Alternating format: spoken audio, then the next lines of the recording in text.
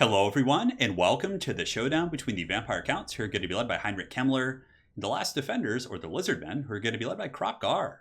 So without further ado, let's jump right into this match and have some fun. So as far as my build goes, in the front line, I'm going to be going with a fairly heavy core of the Graveguard with great weapons. Now you're probably wondering why bring great weapons in the front line. You know, Saurus and Skinks and those troops aren't terribly heavily armored, but what I found is that a lot of dinosaur players love to go with Temple Guard because Temple Guard are pretty damn good. As far as like halberd units go, Temple Guard do have faster attack rates, so they can serve as kind of a dual purpose halberd slash great weapon unit, and they're going to give you some nice anti-large against Terrorgeist, VARGHULFs, all sorts of big scary monsters that the Vampire Counts do bring. So typically, I think that the Graveguard with great opens are going to be a little bit better in this matchup. Granted, the Sternsmen I still think are pretty much a must include because they just last until the bitter end. Those guys are so solid. So Graveguard here, we got 3 groups in total to kind of work on Temple Guard, and I'm not sure how they'll do 1-1 against Saurus. I'm pretty sure they would still win because of their bonus versus infantry and their armor and the fact they're unbreakable, but something I might need to test a little bit. We do have the Sternsmen as well. The front line's going to be a couple groups of zombies just to be our tar pit, and you know, when you have like 450, 500 gold left, the zombies aren't a bad investment. On top of that, we do have the Blood Knights. The Blood Knights are going to be another one of our anti-large tools in conjunction with our double VARGHULFs.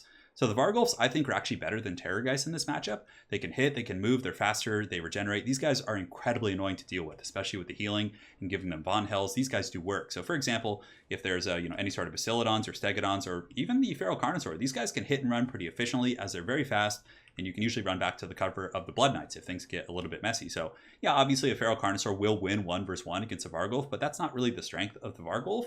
It's a maneuverability and the fact that you can fall back to the Blood Knights to win those duels and rampage the big monsters. On top of that, I think we have a Corpse Cart with the Unholy Lodestone, so he's got his whip ready. He's looking pretty excited for sure. He does have the Unholy Lodestone as well as the Vigor Mortis. So Vigor Mortis does give 5 melee defense and 5 melee attack, which is super important. Vampire Counts are typically going to be playing a very blob style of play. And yeah, you're going to want that buff. And it's really nice for the VARGHULFs, right? 55-47 is no joke. One group of Black Knights as well, just to harass, go after Skinks if you decided to go very skink heavy and just kind of a cycle charge the front line. And of course, Heinrich Kemmler on his horse. So Heinrich's going to be summoning Krell. So for anyone who is wondering where Krell was, he's going to be here in just a moment. And that's it for my force. 2 Felbats as well. And for the forces of Falcon in the front line, he does have Saurus Warriors with shields. He has a couple of groups of Skink cohorts with javelins, 2 groups of Temple Guard in the back. So I was like, oh yes, I'm so thankful I brought these great weapons. But he does also have a Skink Priest with Heavens. Now, this is going to be very scary because Curse of the Midnight Wind is a great debuff, but Wind Blast is so devastating against Vampire Counts. It will annihilate your Graveguard, your Chaff. It just clears things up. It is very, very good. And of course, Falcon is an extremely solid player, so he's going to be able to be very efficient with that. Saurus Warriors here, Saurus Spears on the flanks to help with heavy cav and things like that. And he does have a Kroq-Gar on foot as well as a Saurus Scar veteran. And then on top of that, he does have the Skink Chief on foot as well. So yeah, good choice with Kroq-Gar on foot. I've seen this done. It makes it really tough for like Terrorgeist to be effective. And Terrorgeist are one of the more common go-tos in this matchup. And if you try and like dive Kroq-Gar with the Terrorgeist and he's on foot, he'll usually get knocked over, get up, and of course have a very nice bonus for Sludge. So I like that quite a bit. I think there's a couple ways to play this. You can either go with the Carnosaur style or you can go super wide like this. So yeah, guys, let's get this show on the road. So the Vampires are going to be advancing right now. The Zombos and the Sternsmen and the Graveguard all going to be piling in a little bit. There's going to be some positioning as I'm trying to kind of figure out where he's going to be coming from. And I really want to make sure to keep my forces together. So the Graveguard with Great Open is going to be reforming a little bit. And the Black Knight's just looking for an opening. Basically just like, all right, is there any bread I can butter here? Can I get in here? Can I get some free charges on the Saurus? And I'm going to take it. They do have an okay charge bonus of 26, which isn't the worst. So you get a little bit of a charge in there. They're not the variant with the Lances. They're more the sustained combat, just kind of a Walmart version of the Black Knights. And I think we actually we didn't get any models, but we did some HP damage, which definitely is not bad. And the Blood Knights, I thought about doing a frontal charge, but Falcon did have these Skink cohorts with javelins with a little bit of ammo left, and he actually killed my Felbats, so got some gold right out of the gates. But yeah, I was just going to be a little bit more conservative here with the Blood Knights. So the VARGHULFs are going to be rushing in, just going where the Temple Guard are not. So I'm going to be putting great weapons in here, but this is kind of going to work how he wants it, right? He's going to line me up and just Wind Blast me here, which is tough. I do have Invocation of Nehek and some healing to kind of counterbalance that, but we're going to be getting in here with the VARGHULFs doing some guerrilla pounding. You can see they're going to be slapping these guys up. And the Blood Knights do come in with a frontal charge. So far, these Saurus here are just taking a huge beating from the frontal charge and the VARGHULFs as well as the great weapons. Right here, big Invocation of Nehek going down. Unfortunately, I did miss the Wind Blast, but you guys probably saw it in the replay. It destroyed my zombies and my chaff. I mean, look at that. Sternsmen down to almost half health. Zombies basically crumbled and destroyed, and the Graveguard with great opens are also getting taken out very, very badly. So very well played to Falcon there. And he does have some Temple Guard getting in the back line, and I think I was trying to ride past him. I don't think I saw those guys, so a bit of a mistake there. But the great weapons are doing their job. And Saurus do have 60 armor, so it's not a complete wash. And right here, I do, of course, respond with an Invocation, but he also gets a Curse of the Midnight Wind, so things are starting to get a little bit messy there in the front line. Now, Big Daddy Krell has been summoned. I'm like, you know what? Krell causes terror. Let's not try and chase anything. Let's just have him start karate chopping some Saurus and some Temple Guard, and hopefully he can do the heavy lifting with that. In the meantime, in the back, the Blood Knights and the Black Knights are just kind of reaving about, just looking for opportunities to charge. I did see some Saurus Spears and some other troops over here, so I do charge into those Temple Guard, which were not braced, and from there I'm going to be pulling back and trying to get up and around the formation. But the middle fight's pretty messy. Krell, of course, doing a good job. He's laying some beating here on the Saurus, and these guys are actually terrified. Krell does cause terror, which is another reason he's very good. Temple Guard are actually not immune to psychology either, which is interesting. I feel like they should be if there's like a Slon nearby, or maybe like Crockar or something. But anyways, the Temple Guard here are getting beaten on by the VARGHULFs a little bit, so some guerrilla pounding coming down. And normally this would be a bad matchup, but if you can inundate and kind of bog up halberd units in general with other infantry and then attack them with monsters, it can be very effective. But the Curse of the Midnight Wind is really helping Falcon kind of get through my forces, and his wind blasts have been absolutely devastating. So somehow Krell made it into the back line. He's going to be attacking the little skink cohorts, and as far as kills, he's got a whopping 8 kills right now, so definitely doing some good work for Corrin over there. In the meantime, the Black Knights are just circling up and around. Falcon has actually formed a bit of a defensive perimeter in my own formation. So he got some spears around me, and he's kind of like preventing me from charging in. So I literally have to go all the way around or charge right up the pipe here, which I did with the Blood Knights before. But yeah, very, very good play here by Falcon. But yeah, the frontline fight's still going. Zombies are still holding on. Graveguard are going, and the Sternsmen are okay. So we're actually trading very efficiently with these Temple Guard despite the wind blasts. And that's largely due to the fact that I did bring the Graveguard with great weapons. You do have 23 kills against Temple Guard. Now here I saw a pretty good opportunity. Crockar and the Saurus Scarvet are going to be chasing me, obviously, but I'm going to be taking my big old undead gorillas here, and I'm going to be trying to beat down that Skink Chief, because those wind blasts, if he keeps getting those off, I'm most definitely going to lose the game. I mean, it is punishing my units here. Black Knights are going to be circling up and around looking for a charge, and the Blood Knights I'm just cycle charging spears, which are tar pitted by zombies. So again, if something is occupied, don't be afraid to charge it, even if it has like a spear or a halberd. Another Wind Blast coming down. Beautiful play by Falcon, just tearing through my Undead formation. Beautiful stuff here. Wind Blast is just such a damn good spell against the Undead and the Tomb Kings and things like that. But my Gorillas are going to be getting in there. They do get blocked up by the Saurus Scar Veteran as well as Crockar, and they actually take a little bit of damage on one of them. So I'm just trying to get to the Skink Chief. He's the real, you know, the breadwinner in this build right here. So I'm trying to get to him, trying to finish him off, at least get a terror out so I can chase him off the battlefield. I have some Black Knights coming in the back as well, going to be charging into these Skinks, so we're going to take those charges like champions. And the little Skink Chief is getting lower. The Corpse Guard's still going, and of course I do have Heinrich Kemmler to get more summons, so even if my main line does crumble, I can still form zombies around the Corpse Guard, which is going to make them okay combatants. I mean, I wouldn't say okay, but maybe just not terrible.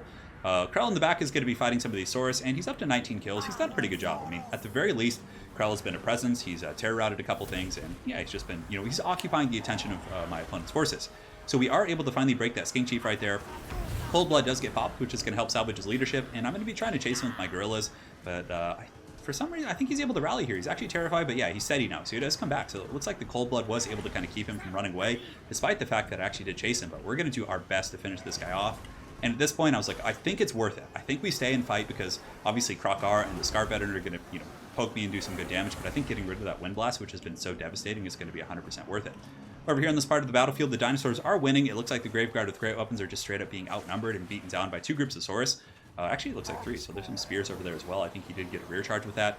The mainline fight's okay. I still have some Graveguard. The Sternsmen are still holding on with 45 models, and it looks like most of the Dino forces here, the last of these Temple Guard, are being taken out. And the Blood Knights on the far side are actually doing a really good job. 41 kills on these boys. They're going to be charging in and just cycle charging these Saurus Warriors every chance they get. I actually just pulled them back, but didn't re-engage them right away, so I'm sure they'll be charging in just a moment. And yeah, the Temple Guard are holding on, but now we're going to bring in the VARGHULFs, just stack them on top of the Sternsmen and these other troops. And if I overextend into the halberds, you always want to pull back. You don't want to be standing like just leaving them right here amongst these guys unless you have some zombies or some chaff. And that's why you can see I leave him for a couple seconds and he starts to take some pretty heavy damage. The Black Knights over here, 24 models, I'm just using them to chase down, you know, retreating units. And the Blood Knights are kind of doing the same thing. Wherever there's some rallying dinosaurs, and this is something you always want to do. You always want to finish off your opponent's routing troops if you do have the mobility advantage. So we're going to get in here with the Blood Knights, get a nice buttery charge, and you can see those Temple Guard are pretty much going to be shattered and broken off there, which is definitely quite good and tasty. In the meantime, the Blood Knight's going to be coming in for a huge charge. Crockar and the Scar Veteran have formed a bit of a pocket here, and they're fighting to the bitter end, but the charges coming in from the Blood Knights are going to be pretty devastating as they do glance into this dinosaur formation and just pour through. And what's really nice is I still have the Corpse Guards. All my troops fighting still, and even the Blood Knights, when they do come in to fight in melee here, are going to be getting those buffs. You can see they just wore off when they got out of range there. But Crockar's in pretty good shape. These Saurus Scar Veterans a little bit beat up. Heinrich Kemmler is just riding around cackling. I'm so glad they gave him a horse. I definitely think that made him a little bit more competitive. I mean, Krell is a great ability, just being able to summon a terror-causing monster for free. I mean, that's no complaints there. Granted, I still think some of the other lords might be more competitive, but in this matchup, I mean, he did good. I know the Blood Dragon Vampire Lord got some huge nerfs though, so I'll have to try him out and see if he's still up to the task. So the VARGHULFs are going to be fighting here, getting some terror routing on the Saurus, who are getting pretty beat up. My opponent, Falcon here, is going to be going after the Corpse Guard with the Saurus Scarvet, who does have anti-large, but right now I'm going to be pulling in my Undead Gorillas. and trying to just lay the pounding here on the Saurus Scarvet and just finish him off. Obviously, I don't want to be fighting Krokgar unless I have to, so I'm just going to be saving him for last, using the Blood Knights to cycle charge in and polish off a lot of these Saurus Spears and some of these other troops. And Heinrich, yeah, he's just in the back, just riding down some of these guys, you know, having a jolly old time. And that's pretty much going to be it, as the guerrillas are able to pretty much, you know, get down the Saurus Scarvet. He's going to be in a little bit of trouble. He has some spears still fighting, but the Blood Knights are getting in there. They're cycle charging, and just having these two massive monsters, you can see the balance of power is reflecting that, right? These guys are powerhouses. He still has some spears, but I was saving Winds of Magic to make sure that I could have the zombie summons to saturate these other troops. And you can see it's the Saurus, instead of attacking the VARGHULFs, are very, very busy here fighting a lot of the Zombos and things like that. So that's why, you know, the Raised Dead is so good. It really opens up the monster's play. So the Scarvet here, very low, about 309 HP, 50 HP as he gets clubbed by the other undead gorilla. And it looks like he's going to be torn in half there. You can see he's on the ground right there. Definitely not fun. So at this point, we're going to be piling in on Krokgar, and that's going to be army losses for the dinosaurs. So very well played. It was definitely a fun game. And yeah, Krell did a good job. I was happy with him. I think the choice of the Graveguard was incredibly solid. They got a ton of kills, 103, 121, and 86. Against Temple Guard, like standard Graveguard, just don't have enough armor piercing to really contest with him. So I think bringing the great weapons is really, really important. The double VARGHULFs, I think, is really competitive. And I think so many people expect the double Terror guys that they kind of play around it with like Krokgar and the Scarvet, that the VARGHULF, and I don't know if that was his intent, but the VARGHULFs here are just so good. I mean, their maneuverability, their self-healing, they just, and something about like Terror guys when they're in like sustained combat, when they're kind of pinned on the ground, sometimes they just kind of get stuck and beaten down. But these guys, like the way their mass works and their mobility, they just like get around and do work. The Blood Knights were good as well. Had he gone with like a very heavy Feral Carnosaur, heavy Dino build, I might have had trouble with the VARGHULFs against like Feral Carnosaurs. So I think falling back to the Blood Knight coverage would have been good if I could, you know, maybe rampage them. Yeah, the Black Knights were useful. Zombies did their job, and of course Heinrich Kemmler was cackling the whole way.